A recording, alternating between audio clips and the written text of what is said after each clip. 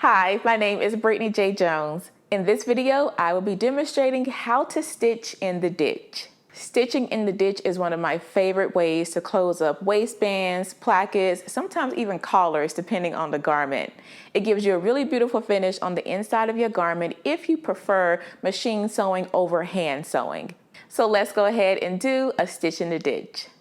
To demonstrate a stitch in the ditch, I'm going to be using this fabric here. You will see stitch in the ditch at different places in your pattern instructions. I see it a lot of times when you are attaching a waistband and you need to close this inside folded area over the seam. You'll also see it in plackets, along facings. So there's different areas in your pattern instructions where you will see the word stitch in the ditch. When you see it, this is what you'll be doing. As you can see here along the inside, I have folded up my seam allowance and I have placed that right over the seam.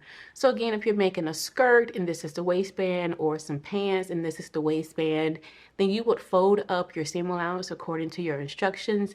And when you fold it over the seam to get ready to stitch it in the ditch, you want to make sure that this folded area is going just a hair past your seam. Once you have it folded and pressed, then you can go ahead and put your pins in. For the pins, we place our pins along the right side of the fabric, like so, going through right into the seam and making sure that we catch the folded edge along the inside. So again, you're going to grab your pin and you're pinning right into your seam here. And you're making sure that your pin is going through the folded edge on the wrong side of the fabric. And you just continue pinning that way for the remainder of your garment. So the key here is to make sure that you have it folded and pressed so that it just goes a little bit past your seam. Continue pinning.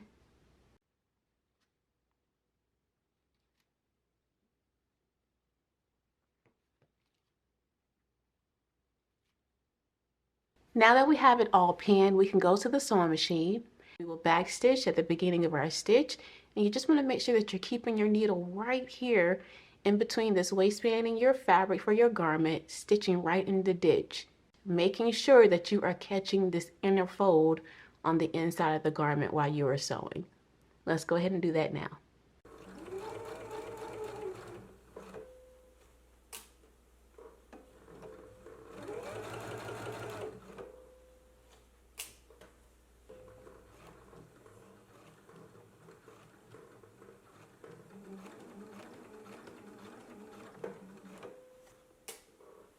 I've just completed my stitch in the ditch. Because I'm using contrasting thread, you can see my stitch, but if you are using coordinating thread to your fabric, you will not be able to see this stitch.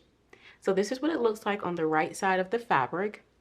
You can see my stitch right here going across, stitching right into the ditch. And on the inside, this is what it looks like here. A stitch in a ditch is one of my favorite ways to finish off a waistband or placket or anything that folds over and needs to be tacked down.